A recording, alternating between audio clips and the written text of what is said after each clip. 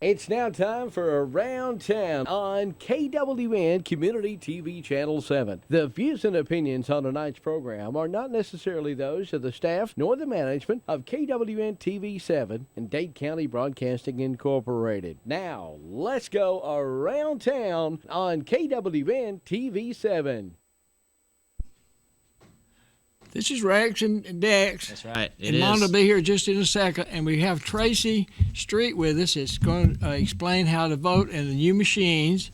So we're going to go that. We're going to have a short film that you're going to see it, how to vote, and then he'll come on and explain it a little bit. So just hold on just a second. It's about 3 minutes round. And let's explain why we brought him on here today is because we do have new voting machines. Exactly. And so it's going to be totally different. Okay, let's go. Okay, here's a little short film that wants us to see, okay?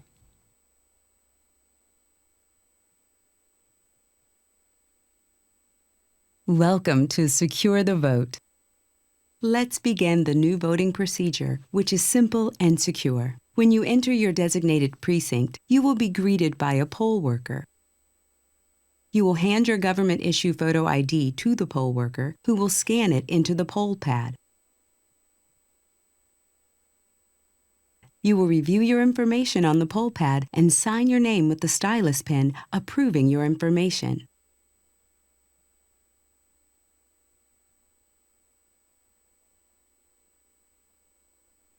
The poll worker will return your ID. After the poll worker confirms your information, you will receive a voter card. Now you are ready to vote. A poll worker will then direct you to a touchscreen and printer in your private voting station. To begin voting, you will insert your voting card arrow side up into the bottom area of the touchscreen. The touchscreen will prompt you in the lower right through the ballot. Use your finger to make your selections. At the end of your ballot, review your selections. Press print on the touchscreen and your ballot will print within your voter station. Take time to review the printed ballot. Remove your voting card and walk to the polling place scanner. A poll worker official will be standing near the sealed scanner to assist if needed. A screen on the scanner will show you how to insert your ballot. You have cast your ballot. Turn in your voter card and receive your voter sticker. You can proudly wear that sticker knowing that your vote was cast securely. If you need assistance with any steps, poll workers will gladly guide you through the voting process.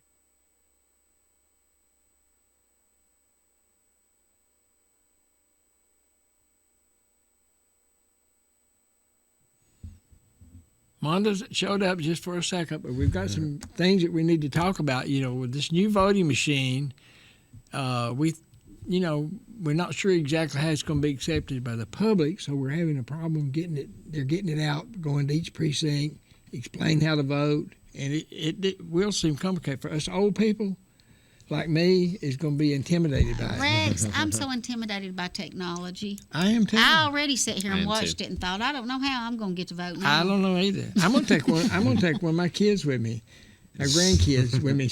I mean, I didn't have a problem with the way we I didn't had been either. voting. I didn't. Well, you got a few naysayers in Atlanta that thinks that we're cheating and all that stuff, and it's just not Here? true.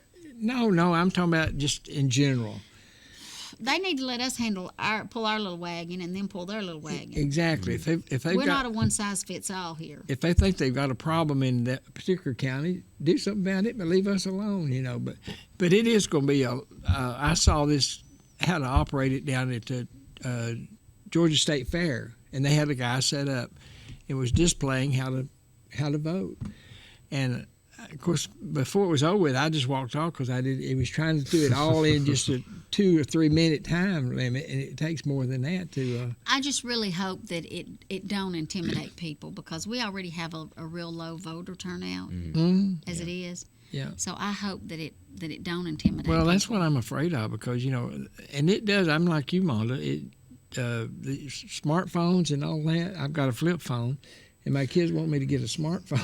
I didn't know you could even use a flip phone anymore. Oh, yeah, I do. And I said, well, are y'all going to follow me around if I get a new phone. You know, are you, some of y'all going to Rex, follow me around how to make a I call? can teach you how to do the few things you want to do on it because that's all I do is those There's few 4 things. things I need to do, Yeah. and I've told them. You need to just Skype. I tell you over and over. Get a Skype. Yeah. I don't do Skype. I call, I answer. I don't even really email. I don't either. Well, I mean, I Text email, with it. but I just don't, you know, or text and all that stuff. But I just don't, you know, I don't like it at all. Well, this is what we need to do then. Let's take a quick break, All right. and then we're going to bring Tracy Street. Mm-hmm. And, you know, it was so funny. He told me when I asked him about coming over here, he said, you know, it's going to be so odd being in that building because for years, you know, he grew up in this Oh, building. yeah, this is Street Hardware. Yeah, for people out there, you'll remember that this was Street Hardware. Oh, yeah. So the way he talked, he hadn't been inside in years and years. Well, so. there's still ghosts floating around. You can hear Philip or, you know, his papa, you know, holler. Donald. You can hear him every once in a while when you drive by. They maybe stand at the window. You think you see somebody, but yeah, that's right. With the They were here for you. Yeah, with the hammers. Yeah. Okay, so we're going to take a quick break, and then we're going to have Tracy Street here, and he's going to go through everything step by step. So stay tuned, and we'll show you how to cast your vote. The Big Jet Fly. I need somebody get back, honk a cat. Where you talking about the time I go? 5, 4, 6, 2, 4. Rolling on the river. Big Jet fashions and gas. Chill life reach the highest ground.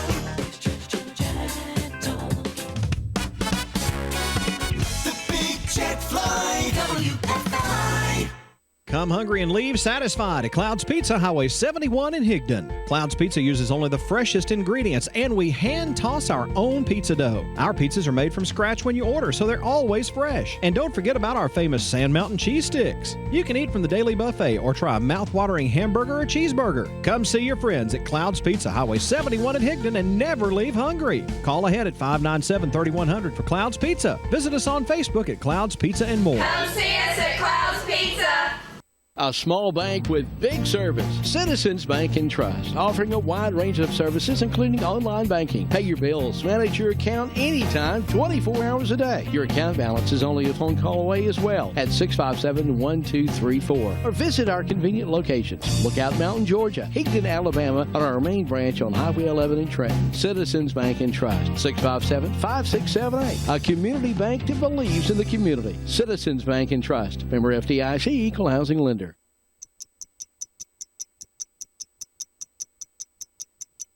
I worked 12-hour shifts at the recycling company with my dad, who's 72. That taught me a work ethic that I carry with me every day. When you're running your own business and taking care of your disabled brother, you tend to learn about responsibility pretty quickly. I was living in a shelter, juggling 3 jobs. I had to be resilient. That's something that you can't teach. Growing up where I did, a lot of things could have gotten in the way of my goals. But I learned to push through. And that's what I bring to work every day. My parents weren't fluent in English, so in school, I had to be independent and take initiative. And that's how I handle every project I get. When you need a licensed plumber, call Stacy Ledwell and the staff at Mr. Rooter in Scottsboro. Mr. Rooter provides your home or business with advanced solutions using high-tech equipment. Our commitment to customer satisfaction shines through in our personalized service. When you schedule an appointment, our professionals will dedicate time to explain the work that has to be done. Our staff will give you upfront pricing, so you'll know exactly what's involved before any work begins. We even pump septic tanks and do new construction on houses. Fully licensed, bonded, and insured, Mr. Rooter in Scottsboro. Call Stacy Ledwell today to set up an appointment at 256-574-4710.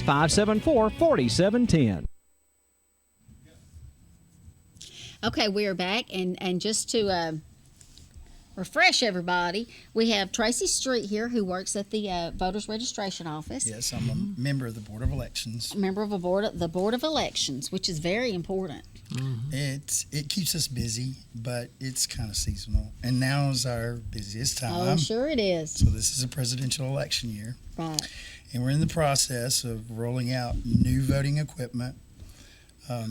It's similar in some respects of what you're used to with the touch screens, but there's some differences.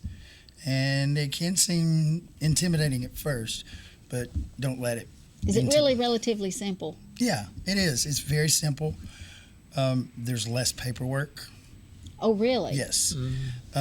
If you remember the old process, when you enter the polling site, you present your identification, and then you have to fill out what's called a voter certificate. And on that certificate is all your information, and if it's a partisan race, you have to choose, what type of ballot you want.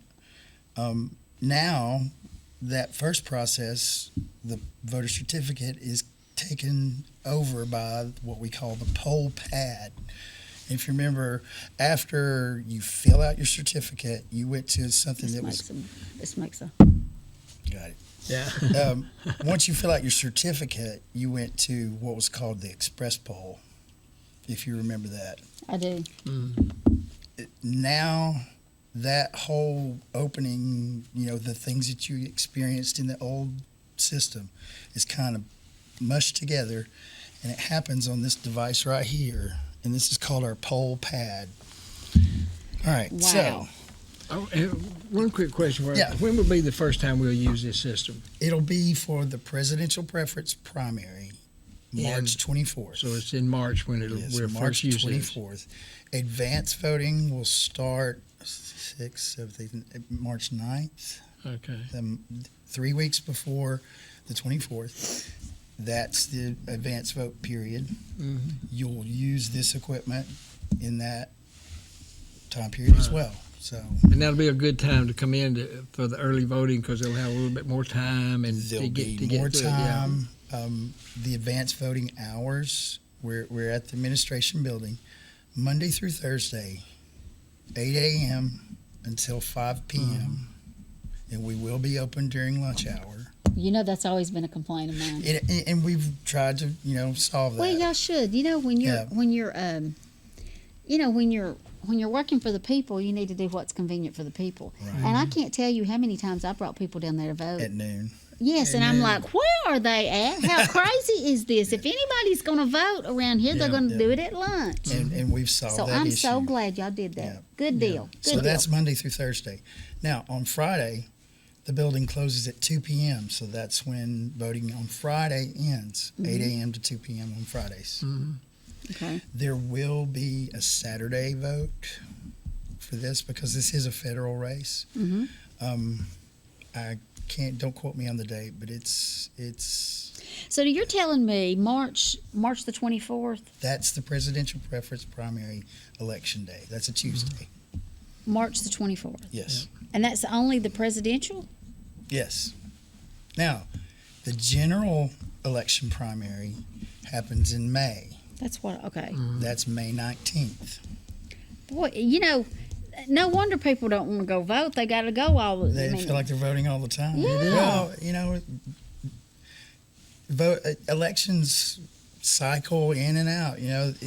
In presidential years, there's 3 big events: the presidential preference primary, the general election primary, and then the general election in November. So, yes, presidential years are busy years. And it amazes me at how many people will go out and vote in the presidential primary, but won't go out and vote in the primary. Yes, and the thing about it is the primary is going to decide your local folks. Yes. And in all honesty, your vote counts more then than it does in the presidential primary. It does on a local level. Yes. It most definitely does. I mean, we have people win elections here with 6 votes, 5 votes. Which but is then, ridiculous. Which I believe in voting every time, all the time. But be active in the process because it's our tax dollars that But it is hard though for people that maybe that don't work around here. But y'all done but I will say you or the Secretary of State has done everything they could to try to make it as convenient as possible. They have. And for people that are not mobile, maybe shut in, you can call the office and request an application for absentee by mail ballots to be sent to you. If you're elderly or disabled, during a presidential election year, once you fill that application the first time, fill that out, send it back to For us. the presidential primary. Yes, each time that year, that calendar year that we have an election, be it a primary in May, or if there is a runoff, a need for a runoff in July, and the general election in November, you will automatically be sent a mail ballot, a ballot through the mail for that process. Now, what about our armed services? There is a provision. It is called UOCAVA. It's uniformed and but citizens who work overseas or in the armed forces, they can submit a request for an absentee ballot. We transmit that to them electronically. They vote. They print their ballot out. They vote it, and they have to send it back to us through the mail in hard copy format. But you can send it to them electronically. Yes, we can transmit the that ballot. cuts out some time, doesn't it? Yeah, and those the ballots that I've processed or have been a part of the process all went through. They were armed service folks who were serving overseas, and those went through military, electronic systems. So I felt secure about it. So if it is the armed services and it goes through electronically, will it automatically electronically send them one for each election that year? Or is it a little different than the absentee ballot? Good question. I'll have to look that up and get back with you on that, because I'm not certain about the complete set of rules. Right. I think once they make that first request for UOCAVA, it should carry through. I'm not certain, but I need to check that. Yeah. If it doesn't, it should be that way. It should go that way. Yeah. It would make it easier. Yeah, for especially for the person Now, that's voting. it's also important that when the service member gets the electronic ballot, they print it, vote it, send it back as soon as possible, because overseas mail can take a while to get back to the States. Those types of ballots, though, have a little extra window at the end of the election to arrive in the office. So let's say election were to end on a Tuesday, they all happen on Tuesdays. We have an extra 3 days for those, provisionally, for those ballots to arrive in the office. When they say provisional ballots, that's what they're talking about. That's kind of sort of a whole area of itself, because the provision ballot allows someone, let's say you had registered to vote. You never voted before. You registered to vote on a postcard. Okay, you send it. You get one and you send it back. That postcard goes to Atlanta first, and has to be processed through the Secretary of State. Then that application is sent back to us, and we process it. So let's say you tried to register close to the deadline, and made the deadline on the day of. We, the Saturday before an election, we print what's called a supplemental voter list. It's anyone who's like in that window of registration. Let's say your name got left off, but you're certain that you registered in time. Once you go to your precinct and you say, okay, I know I registered in time, but I'm not on the list, and I live in this precinct. That's when the provision ballot allows us and gives the voter more time. You would vote a provisional ballot on election day. That would give the office, the Board of Elections, time to research, where's your application? Was it on time? What happened? It may be an issue of mail being delivered slow. So that whole idea of provision gives everybody involved more time not to make a mistake. Yeah. So. But this is a whole new situation. This new voting, the new system. It's all new, and it is. And some of the concerns that we had early on were this: we're going to a paper ballot, so people kind of think, well, I've got this paper ballot, and we're never going to have electronics involved. Well, electronics are still involved. Yeah. Well, let me ask you this: you're talking about these electronics. I'm assuming you have to be on the internet. No. You don't? No. Well, that's wonderful, because our internet's sketchy. Well, the machines that you Well, see. I mean, it is. It is. I mean, I got a store up here. And I it's know. Just, Yeah, and if I agree with if you. you're on your smartphone, service can come in and out, and it can be great in one spot and quick, and then in another spot it takes forever to get to a website because it's constantly loading. And but all the machinery that you see up here on the table today never has an attachment or connects to the internet. Our central tabulator never ever connects to the internet. so we don't have to worry about it getting hacked. Yeah, that's right. And on election night, when we send results to Atlanta, it's a really simple way. We download the information onto a flash drive that has a physical lock on it. Once we complete, putting the files on that flash drive, we remove it from the machine and flick that lock, and it can't be tampered with physically. So we take that device, and then we go to a machine, a computer that is connected to the internet, and send that data directly to Atlanta. So that's how the information is compiled across the state.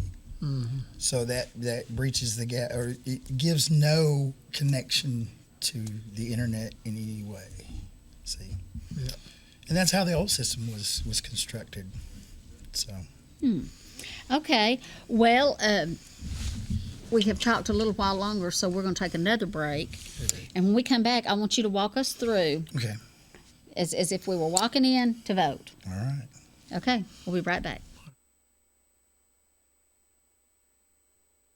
Georgia Northwestern Technical College is now accepting applications for classes. We offer programs in business, health, industrial, and public service at 6 campus locations with financial aid options as well. Take day, evening, or online classes to get your degree, diploma, or certificate. Apply now. Drop by one of our campuses today or check us out at gntc.edu. Georgia Northwestern Technical College.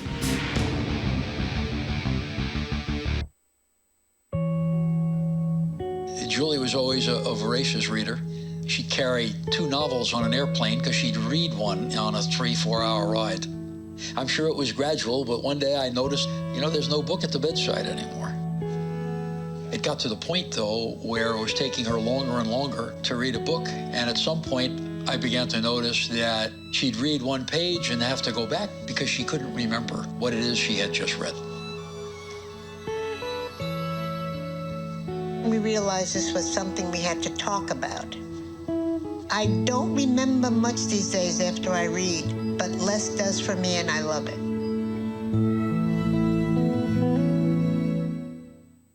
Hey, that cold weather is coming, and it's never too early to get your winter supplies from Rising Fawn Hardware and Supply, 4300 Highway 11 South in Rising Fawn. Everything you need to wrap pipes under the house, winterize around the doors, make sure your outside faucets are protected, and keep those drafts from coming through the windows. Get your supplies for fall and winter for the home and farm today. Rising Fawn Hardware and Supply, 4300 Highway 11 South in Rising Fawn. Telephone 706-462-2071. Landers McLarty Ford of Fort Payne is your destination for quality automobile service. Landers McLarty is second to none when it comes to service on your vehicle. You can drop by and see us on Glen Boulevard Southwest in Fort Payne. Call our service department at 256-845-1101 or schedule an appointment online at LandersMcLartyFordFortPayne.com. So whether you drive a Ford or any other make of car, SUV, or truck, see our ASE certified and Ford factory trained technicians today at Landers McLarty Ford in Fort Payne.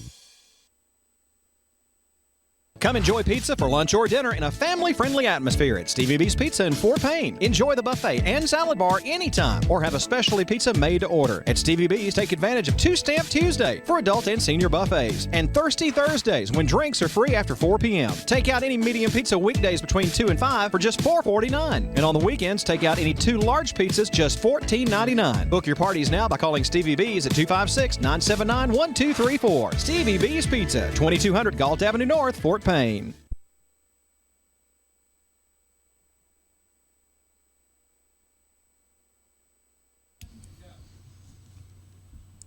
Okay, we're back, and Tracy is going to take us through from time you walk in to vote until the end. All this equipment up here is part of the new voting system, and he's going to talk us through that as we go. And we may stop and interject some questions or something that needs to be, we think you might be interested in. But it's we're going to try this, and this is new for us, for Dex and I. Yeah. So, but Tracy's the one that's to tell us all about this. So we're going to turn it over to him, and then if we have any questions, we'll butt in, okay? And I'm the ignorant millennial that doesn't want to vote, and he's going to encourage me and teach me how to do it. Yeah. He'll be the objector. That's right.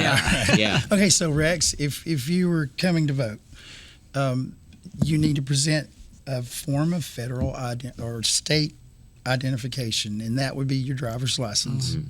There are 6 in total. A passport has your picture. Mm-hmm. A license to carry has your picture. Does that work? It does. It has that has never worked for me for anything ever. Well, it'll work for this. It'll work in our system. That's good. A state college ID has a picture. A tribal ID has a picture.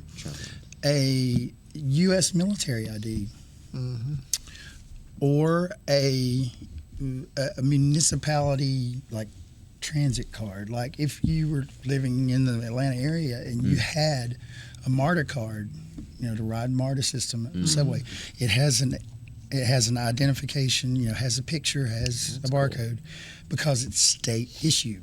Any state issue. But all of them have to have a picture on them. If you work for TVA, that has a picture. It's issued by a federal organization in that case. So that's the forms of ID. But for this system, what you'll need is your driver's license. And everybody has a driver's license, basically. Yeah. All right, so when you enter the poll place, you'll have your driver's license. Let's say this is my driver's license. Right. And it has my data. On the back side, there's a smaller version of this code. It doesn't really look like the barcode that we know, but it is. QR? It's not QR. It's gonna be. It's gonna be. It's gonna be. A QR code is gonna be involved once we get down the system. And what you'll see is the back side of this, and it has a little slot here that says "Place barcode identification here." Ah, right here. See, tray. Kind of the little tray, right here. And you'll put your identification in this little slot, and you'll face. Your identification will face you, all right? You want the barcode to face this way. So once that happens, what we're going to do, the poll workers and the clerks, are going to scan the barcode. Okay, did you hear that beep? That means that it sensed a barcode and it read the barcode. And then at that point, the poll worker sees the information that's on the identification on this side, and it actually can speak. Now these are training identifications made for us to help train our poll workers and demonstrate to the public. But here's a neat feature: if you're not 100% certain about how to pronounce someone's name, you can have it speak the information. Okay. Martin Van Buren, 9704 Chelsea DR, Annatown, Georgia, 12345. And it's an electronic voice, but it gives you, the poll worker, an opportunity to verify the information. Yeah. And this is what he's talking about with your ID and everything on the back on the of back it, your side. driver's license. Yes, exactly. Now, at that point, the poll worker is going to take the ID and visually look at both the picture and look at the data and compare them. Okay? Then they will place that ID back, and they're physically going to turn the poll pad around to the voter. And the voter's going to pick up the stylus, and they're going to answer some questions. And since this you guys really can't see what's written on here, I'll kind of take you through it. So the voter's going to look at their information and their address and confirm that's right, and they're going to click accept. Now, the next screen is for partisan elections. You have to make a choice of what type of ballot you want. And there are 3 choices: Democrat, Republican, nonpartisan. You, the voter, select your choice. Okay?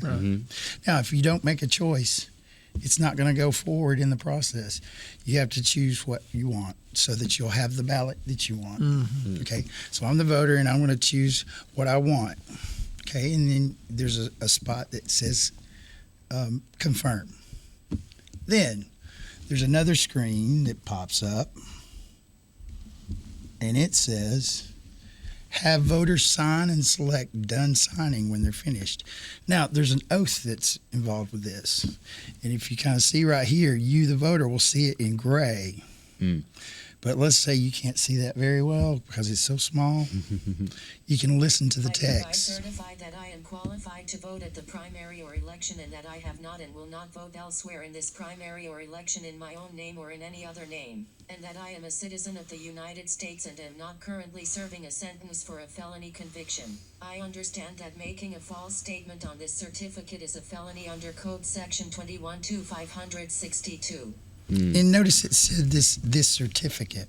This is taking the place of the old paper certificate that you fill out when you just first walk into the polling precinct. So once you confirm all that, you make your signature and you click done signing. All right, at that point, you, the voter, will turn that poll pad back to the worker.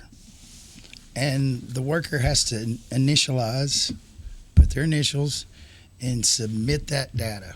And I also noticed there was a little button that said, like, for needing assistance or something like that. Let's go back and... Yeah, assistance required. Okay, so if you have a physical condition that it makes it difficult for you to cast your vote, you can ask for assistance.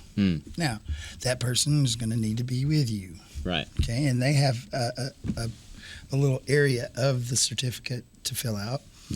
And it asks you, choose the reason for assistance.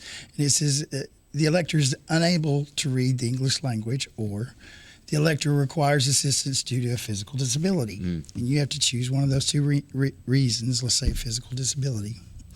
And here's the oath for that. And it's rather long, so we'll not play it.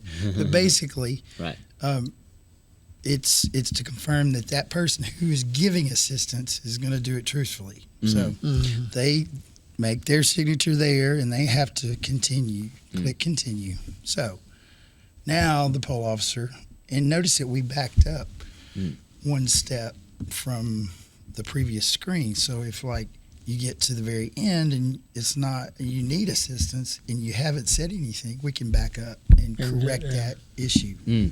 So here we are at the confirmation screen, and we're going to, these will be a different color. The Secretary of State, and we encourage them to make them different kind of color code the cards, because one card is for the poll worker to use to make things function right. The other one is for the voter. Notice how similar they look without quickly looking at them. They're going to color code them for us. So at that point, the poll worker is going to say, I'm going to go to the next screen and insert the voting card into what we call the encoder. And then we're going to create a voter card. And that's going to transfer the data that's in this poll pad about the ballot you chose to that card. You hear that? All right. That means that the ballot is on there and it's ready for you to use. Now, the only information that's on this card, on that little square right there, little chip, is the ballot. There's nothing else on there. Just that information is on there. Then you take this card and you go to the next step, and we call that the BMD, the ballot marking device. Okay? You ready? That's where this comes in. That's where we're going next. Okay. But all this is done at the table when you first come in. When you first come in. Yeah. Okay. And the key thing to remember is when you come in the door, know where your identification is. Okay. And that's all you have to know, really. They're going to walk you through just like you're doing right now. Now let's say so you don't have to remember all this. Right. Now let's say you get to the polls and you're not sure how you want to vote. Well, we'll have sample ballots that you can look at while you wait. We try to keep them in the voting prep area where we look at your ID and things, so people can look at the ballot and remind themselves what they want to vote. Will the ballot actually be run in the paper, newspaper, or It should. And yes, it will, but it's always so small. Yeah. And if I've you're never even heard of that, actually. I'm really surprised. Yeah, I didn't know that. The font comes out so small that it's difficult to see. But you can access your actually personal voter information. It's a website called My Voter Page. It's connected to the Secretary of State's website. At the bottom of that area, you can actually print a sample ballot in your home early. As soon as we approve the ballot and send the approval to Atlanta to be printed, it comes up on that website early before we actually get the final hard copy for ballots by mail. Yeah, and this sounds a little bit confusing, but it takes just a matter of minutes to get all this done, and most of it's done at the table where the poll worker is working. And all these acronyms that we're spouting, the ballot marking device, there's a lot of them now. The MVP, most valuable player, My Voter Page. That's how it's a really easy way to remember it. SOS is not help, it's Secretary of State. Okay, well, after all that's done, you take that voter card and you put it in this machine here, and it comes up on the screen. It does. Okay. And I guess this is a point where you're going to be the guinea pig. Yeah. Okay. All right, so we've got it all loaded already. It's all loaded on there. Yes. So I'm just gonna. Okay. He's going to come around the edge. table. And I'm going to, I'm going to slide over a little bit so I can help him out. Go ahead. Here, you need to slide over a little bit more. Okay. All right. So when you come up to the machine, there's a yellow spot at the bottom of the Stand to the machine. side. There you go. Get over just a little bit. All right. Yeah. And point that out to them. Right at the bottom in the center. Yes. Okay. That's the spot where you'll insert your voter card. Now, you notice the screen is kind of active right now. It's showing you how you need to insert that card in order to make it work. Okay. Yeah, so chip, flip, yes, like the that. chip goes down, yes, and the arrow's going to be up. And he's going to insert that all the way in. And in the old system, it used to click because it holds that card inside the machine. This does not click, so you got to make sure you push it in firmly. That's cool. I'm just kidding. Yeah. Okay, so the ballot will come up. Now, this demonstration environment is a little different. It has less graphics than you're used to, but it's very simple. So he sees the ballot, and you're going to go through a screen per race or a screen per question. There's not any questions on this first event, but there are races. So he's going to go through the process and cast his vote. Okay, now this card stays in the machine the whole time until you get through voting. Yes, and it will tell you when to remove the card. Okay. Okay, so go through and make your choices. The demo ballot asks questions like, what is the state bird for Georgia? What's the state tree? And it's just some state trivia about Georgia. That's the demonstration. So these tabs up at the top, is that what you're talking about? let me see. These tabs up here. Information. Yes, Like these up here. each one of the tabs across the top Okay. is a separate Okay, race. I thought I just hit this. You can. Oh, I And, see. and the bottom right, it's an advancement. So you say next, or if you want to go back, you go. The left side is previous on the bottom. I'm just going to click the first answer. That's fine. Because I'm sure I'm going to find something I don't know. That one's correct. No, I'm actually curious. Eighth grade Georgia history. It's the test. Is that what it is? Well, it's part of that information. It asks you where the 4 sites for the Georgia Capitol were. Your ballot is valid, but there are warnings. Okay, read what that says. The warning? Yeah. That's what it says. Let's see. This contest is undervoted. Now, when it's undervoted, and that there's a question on here, and that's the question I've pointed out. It asks you the question of where were the 4 sites of the Capitol for Georgia throughout its history. And Undervoting means it asks you to mark 4 choices, but I think he only marked 1. Correct? Yeah. So go to that question and read out the choices. Okay, can I borrow a microphone? Oh, sure. Or you can tell them to us. Yeah. Sure. Yeah. Okay. So let's see our choices. I'll just pick this up: Savannah, Augusta, Louisville. I don't know this one. Milledgeville, Albany, and Macon, Georgia. Okay, so it's asking him to choose 4 of those choices. So you got to make a choice. You know. And next. And then that's what the warning was, to come back and look at this question that you've undervoted the choices. Yeah. So now he's going to get to the end of the ballot. Mm-hmm. And then guess I need to hit the print ballot button. Everything's now, before it prints. Okay. There is a spot on there where you can review your choices. Do you see it? I don't. Well, back to ballot. The button. You can do it that way, but go ahead to the print. Print. Okay.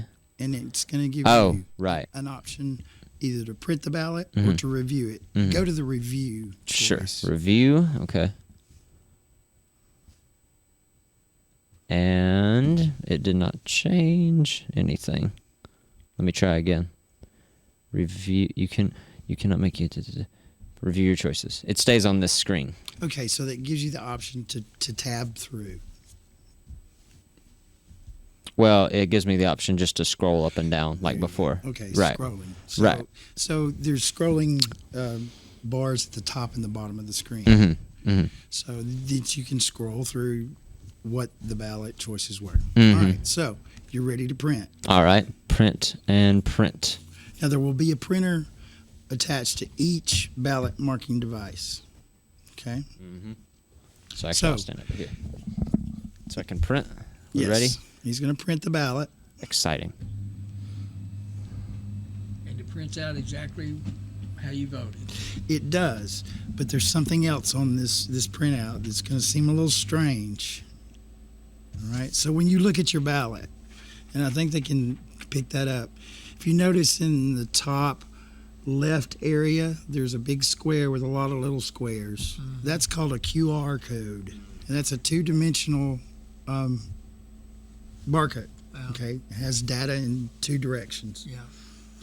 That is where all the important data, the data that you voted, is.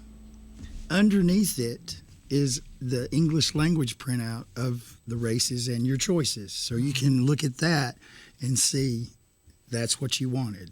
Yeah. Okay, and it's small, a very small font.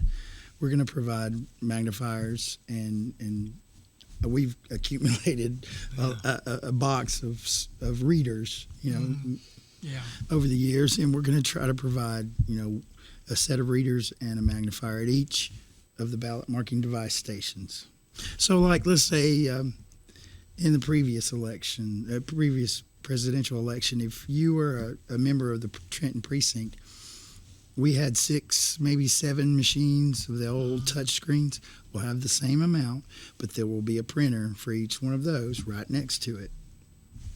So you look at that, and this is another chance for you to confirm that your choices are correct. Now, if you say, okay, I messed this up, I did not want to choose that on that one, or this one needs to be different, you can alert a poll worker, and what we'll do is we'll spoil that ballot, and we'll kind of send you back through the line or bring you back to the poll pad and make another card for you to vote. Yeah. Now, your vote's not been cast. It's printed, but it's not cast yet. Okay? So, once you get finished with the ballot printing, you're going to take the final step. And I think we have an image of the ballot scanner and the ballot box. Okay, you see on this image, okay, the top raised area is the scanner. You see those 2 little red devices that are hanging? Those are the locks.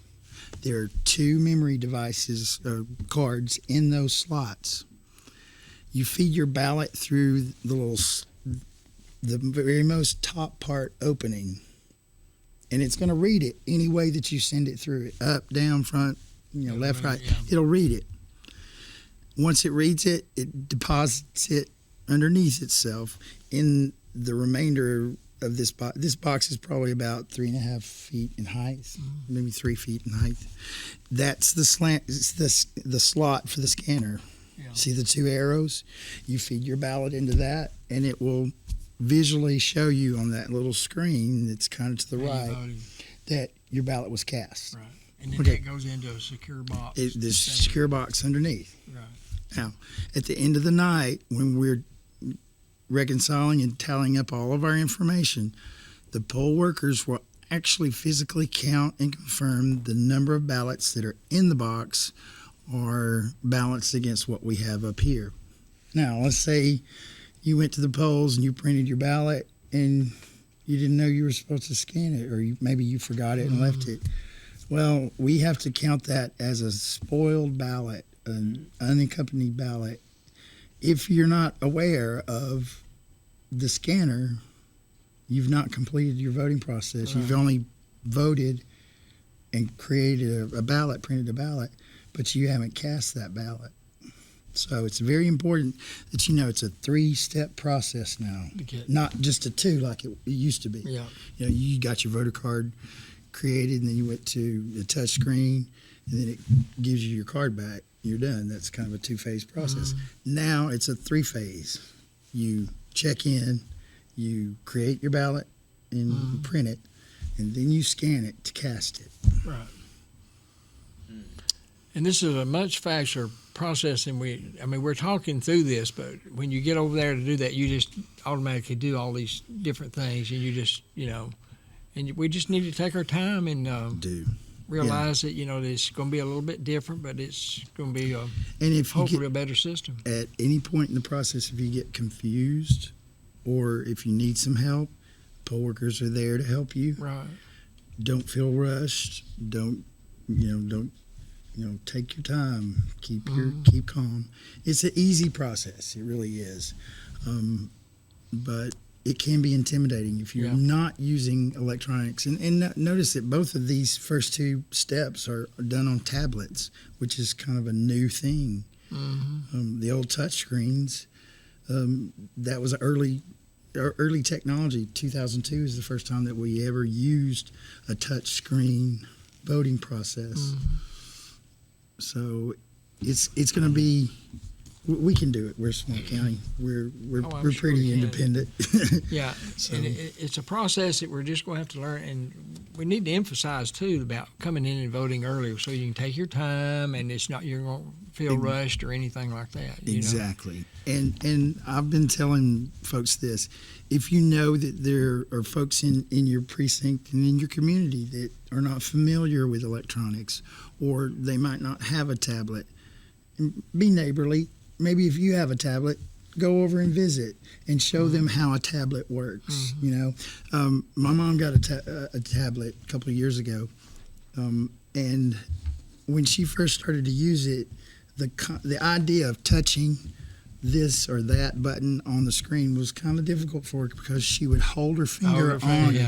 And the millennials, they grew up with this. They know about sliding and touching and paging through with their fingers. So maybe go show a neighbor.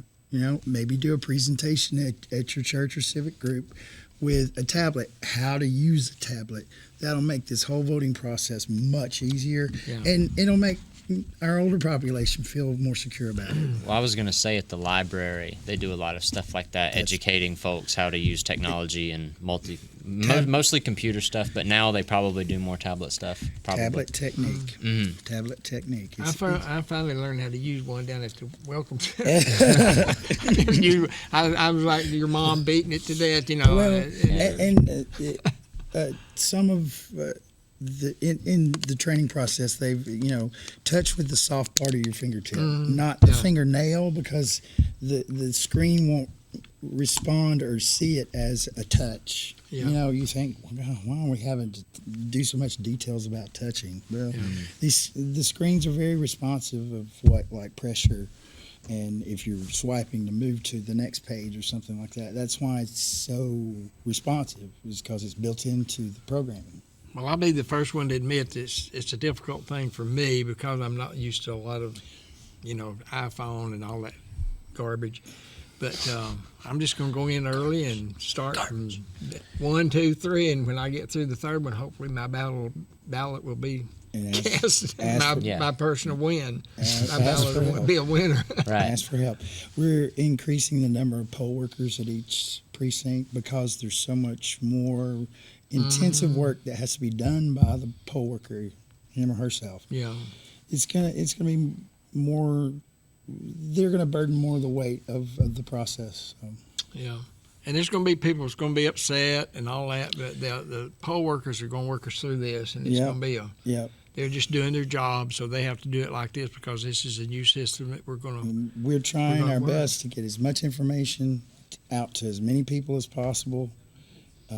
We're training it in the precinct areas. We're opening to the public. We've got demonstrations. The video that you saw at the beginning of the show today is on securevotegeorgia.com. Mm-hmm. And I think we can put up an image of that website. Yeah.